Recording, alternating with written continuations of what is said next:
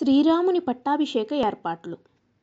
అయోధ్య చేరిన దశరథుడు నగరమంతా వైభవంగా పండుగ చేయమని ఆదేశించాడు. పండితులకు సత్కారాలు, విందులు చేయించాడు.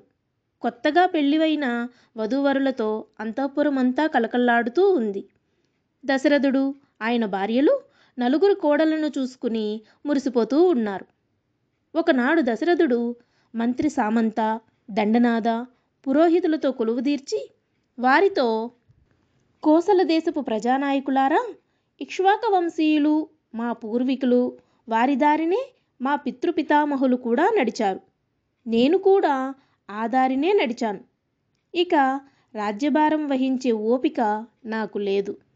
రామచంద్రునికి పట్టాభిషేకం జరిపి నేను విశ్రాంతి తీసుకోవాలని అనుకుంటున్నాను. మీరందరూ అనుమతిస్తే శ్రీరామ పట్టాభిషేకం జరిపిస్తాను అన్నాడు. అందుకు ఆ కొలువులోని వారందరూ హర్షధ్వానాలు చేశారు. ప్రభు, శ్రీరాముడు రాజు కావాలని మా మనసులో ఉన్న మాటే మీరు చెప్పారు అని అందరూ ఏకకంఠంతో అన్నారు. జ్యేష్ఠ కుమారునికి రాజ్యాధికారం ఉన్నదని, అందులో రాముడు సమర్థుడు, పరాక్రమవంతుడు కనుక అందరూ అంగీకరించారు. వశిష్ఠుడు శుభముహూర్తం నిశ్చయించాడు. మంత్రి సుమంతుల వారిచే శ్రీరాముణ్ణి సభామండపానికి పిలిపించి దశరథుడు తన నిర్ణయం తెలియజేశాడు. పితృవాక్య పరిపాలకుడైన శ్రీరాముడు తల వంచి తండ్రికి నమస్కరించి, అంతా మీ ఇష్ట ప్రకారమే కానియండి అని అందరి అనుమతితో తన మందిరానికి బయలుదేరాడు. రామునికి పట్టాభిషేకం జరగనున్నదని నగరమంతా తెలిసింది.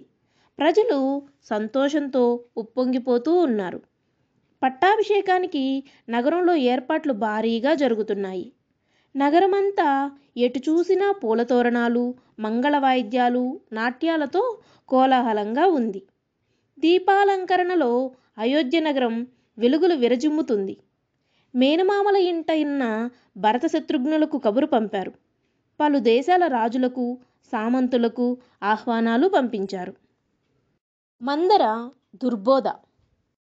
కైకేయి తన మందిరంలో ఒంటరిగా ఉంది. ఆ సమయంలో ఆమె దాసి మందర ఆదరాబాదరా వచ్చి నిలబడింది. మందర మాట అంటే కైకేయికి ప్రాణం.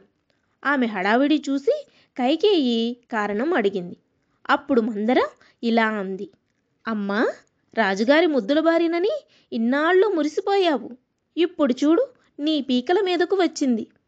రాజు నీతో ఒక్క మాటైనా చెప్పకుండా నీ కొడుకు భరతుడు రాజ్యంలో లేని సమయం చూసి రామునికి పట్టాభిషేకం చేస్తున్నాడు. ఇకపై ఆ కౌసల్యాదేవిదే ఇష్టారాజ్యం. నువ్వు, నిన్ను నమ్ముకున్న నాబోటి వారు ఇక వారి మోజేతి నీళ్లు త్రాగి బ్రతుకు వెళ్ళబుచ్చవలసిందే. చేసుకున్న వారికి చేసుకున్నంత మహదేవ అన్నారు పెద్దలు. ఇన్నాళ్ళు దశరథ మహారాజు గారి గారాల భార్యవై మన్ననలు పొందిన నువ్వు ఇక ముందు దాసీదాని వలె జీవించవలసిన దుస్థితి దాపురించింది. అదే నా చింత. దానికే ఇంత హడావిడి అన్నది. మందర మాటలు కైకేయి తలకు బాగా ఎక్కినవి. తినగా తినగా వేము తీయనగునన్నట్లు చెప్పగా చెప్పగా మందర మాటలు బాగా రుచించాయి. మందర మాయాజాలంతో కైకేయి మనసు మారింది. రామునిపై ఉన్న ప్రేమానురాగాలు మరిచిపోయింది. మందర మాయాజలంతో మైకం కమ్మింది. మందర, నేను నా బిడ్డ బాగుండాలనే నా మంచి కోరి హితవు చెప్పావు. నా మనసులోని మాట సాధించే వరకు అన్నపానీయాలు ముట్టను అన్న కైకేయి మాటలు విని సంతోషంతో మంచి మాట చెప్పావమ్మా అన్నది మందర. తరువాత, అమ్మా, పూర్వం ఒకనాడు మహారాజు గారు నీకు 2 వరాలు ఇచ్చారు.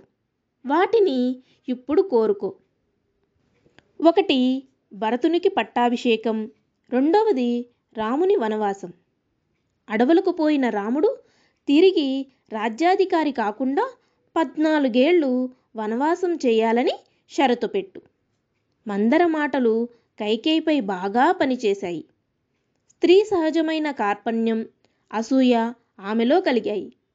వెంటనే కైకేయి వస్త్రాభరణాలు తీసివేసి నల్లటి చీర ధరించి శోకమందిరంలో ప్రవేశించి దశరథ మహారాజుకు కబురు పంపింది.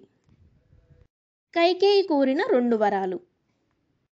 రాముని పట్టాభిషేకము ఏర్పాట్లో నిమగ్నుడై ఉన్న దశరథుడు ఆనందంతో ఈ విషయం మొట్టమొదట చెప్పడానికి కైకేయి మందిరానికి వచ్చాడు.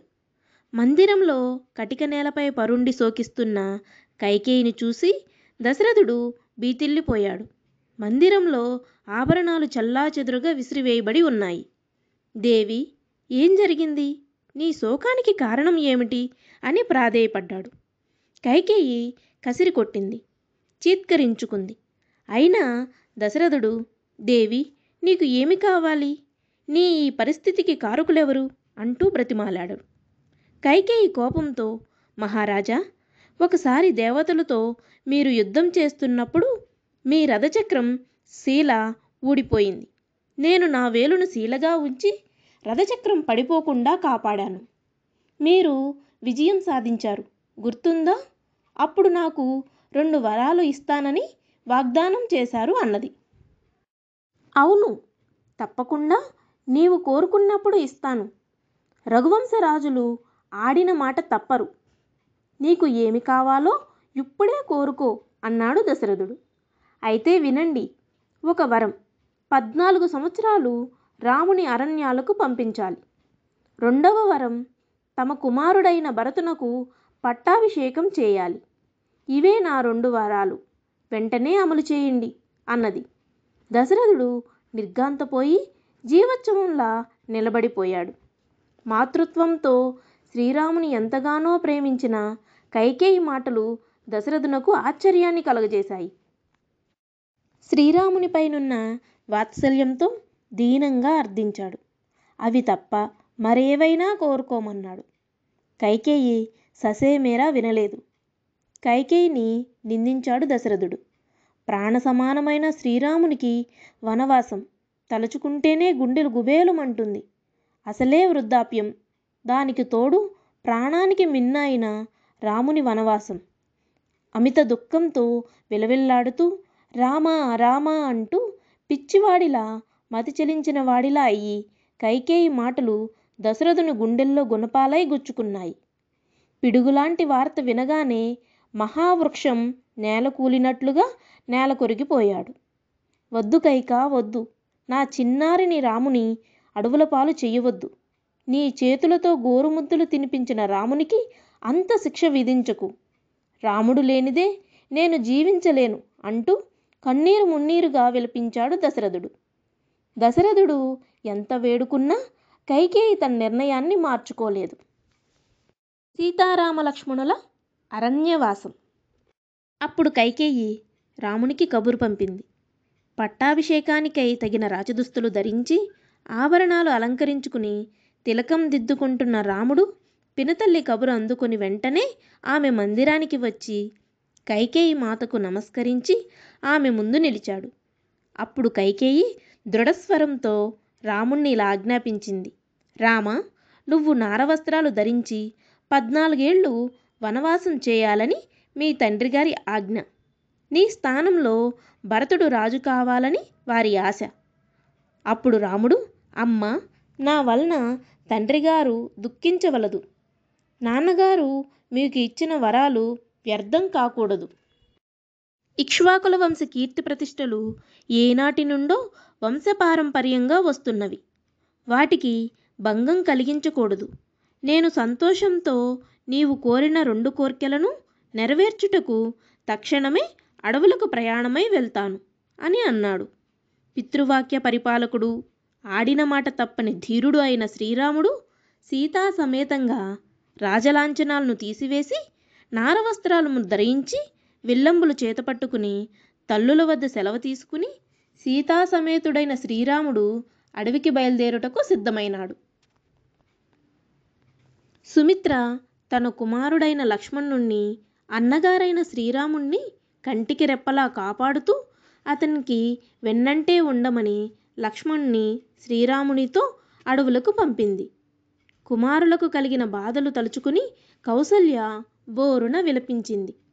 తల్లిని ఊరడించి శ్రీరాముడు సీతాలక్ష్మణులు కౌసల్యాదేవికి, సుమిత్రామాతకు, కైకేయిదేవేరికి నమస్కరించి అయోధ్యాపుర ప్రజల దగ్గర సెలవు తీసుకుని సీతా సమేతముగా రామలక్ష్మణులు అడవులకు బయలుదేరారు. గుహుని స్వాగతం. గుహుడు సీతారాములను చూసి, శ్రీరామ, ఏమిటీ వేషములు? రాజ్యభోగభాగ్యములతో సుఖసంతోషములతో ఉండవలసిన మీరు ఈ పరిస్థితి ఎందుకు కలిగింది?